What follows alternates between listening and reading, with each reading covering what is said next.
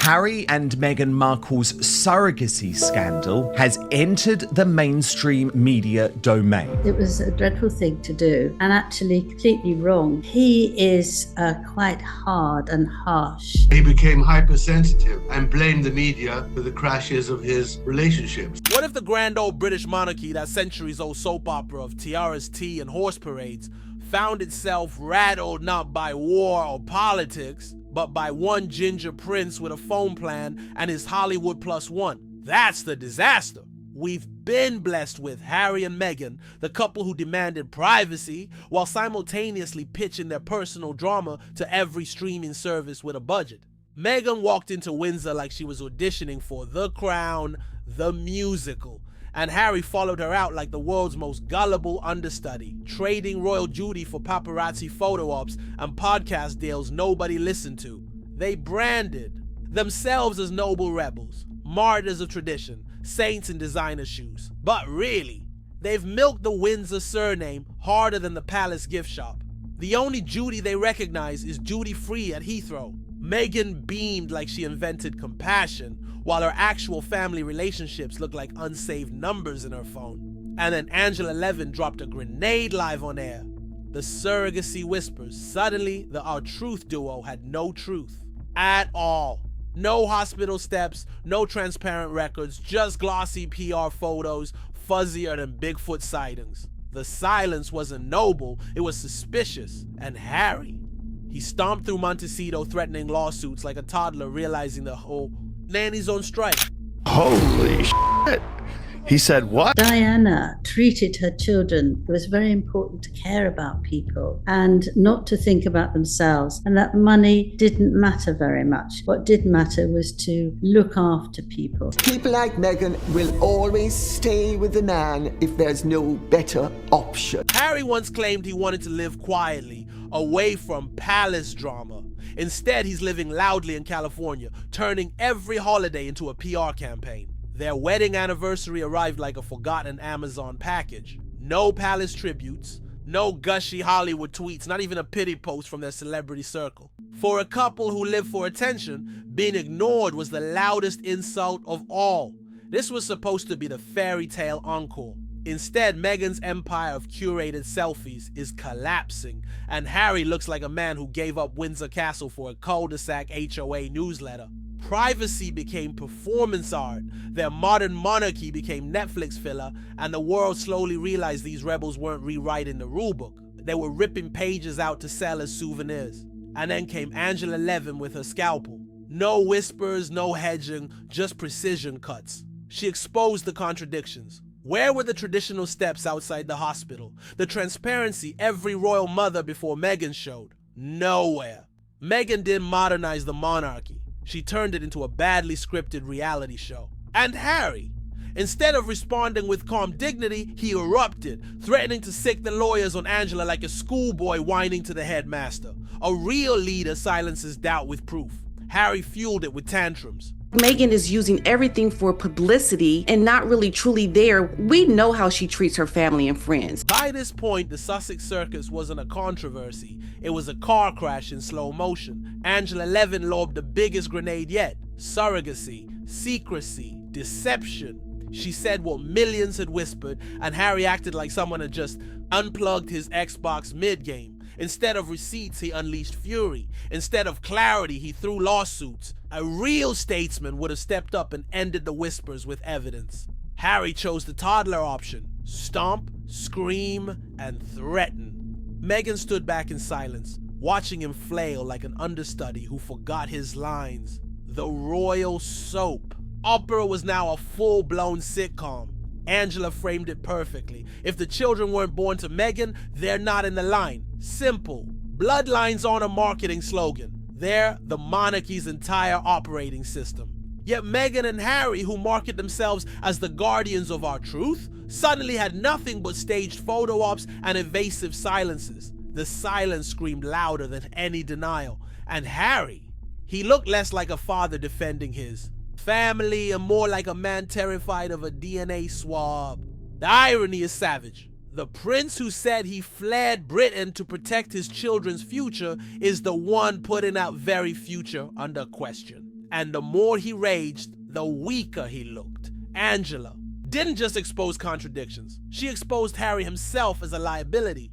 She is so odious, it's beyond belief. Absolute media manipulation. But I thought tonight this was really ridiculous. These are two real imposters. Tradition is boring until you need it. Every royal mother before Meghan followed the same unwritten script. Step out of the hospital, baby in arms, world reassured, exhausted, messy, but real. Meghan? She shredded the script and turned the birth of a royal child into a magician's trick. Now you see the bump, now you don't. No steps, no clarity, no honesty, just disappearing acts and awkwardly cropped photos. Harry grinned beside her like a man who thought the public would clap politely and move on. Instead, the whispers became roars, DNA, hospital records, proof. Simple things that could have shut it all down in seconds. But Harry doubled down on secrecy, dragging Meghan deeper into suspicion and dragging his own credibility into the mud.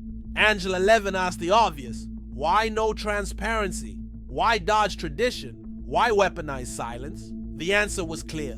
Because they had more to hide than to show. Harry's fury, his endless threats of lawsuits, weren't the signs of strength.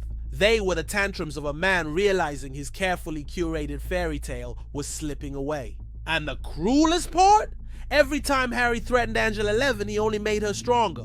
Every lawsuit threat was another headline. Every outburst gave the whispers more oxygen. The man who left the monarchy to escape tabloid headlines had become his own tabloid circus. By refusing to follow tradition, Meghan and Harry didn't modernize the monarchy. They destabilized it, and Angela Levin just ripped the curtain wide open for everyone to see.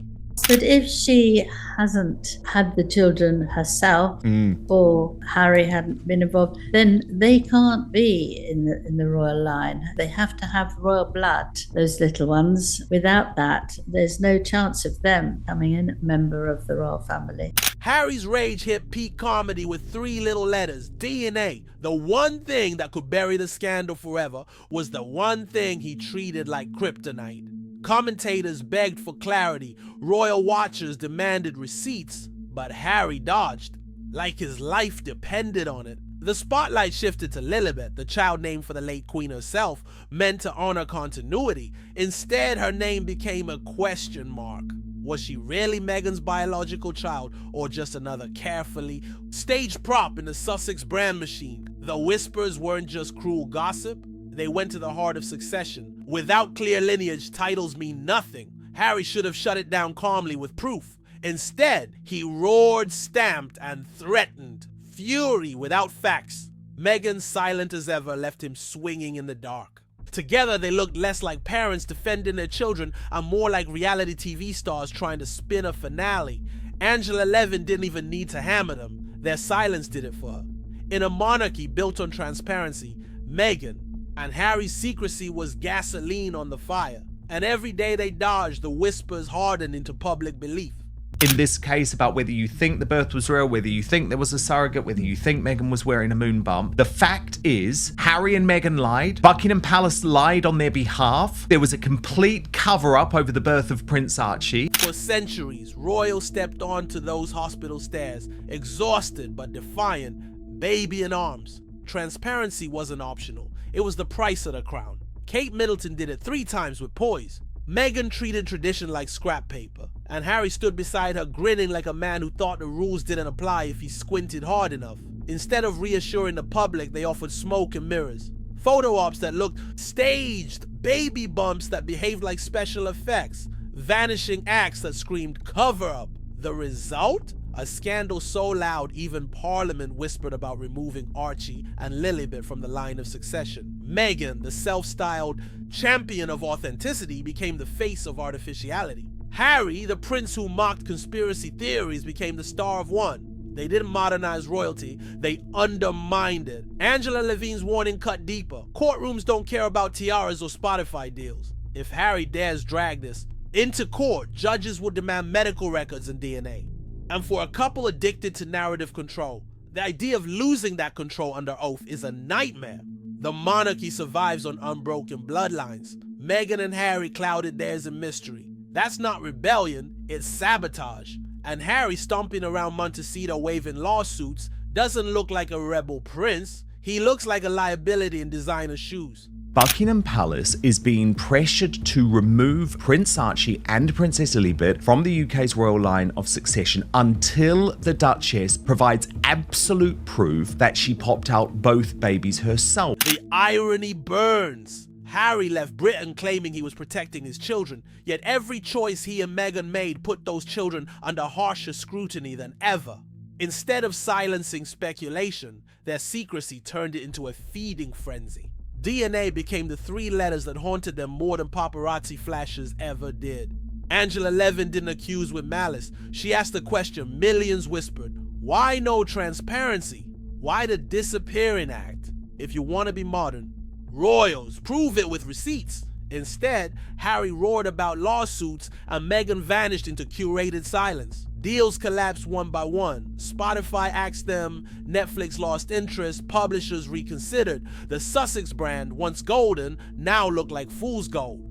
Meghan, who styled herself as Hollywood royalty, suddenly found doors closing faster than a royal guard at midnight. Harry, who thought his name guaranteed influence, discovered it guaranteed nothing without trust. Angela's warning wasn't just personal, it was constitutional.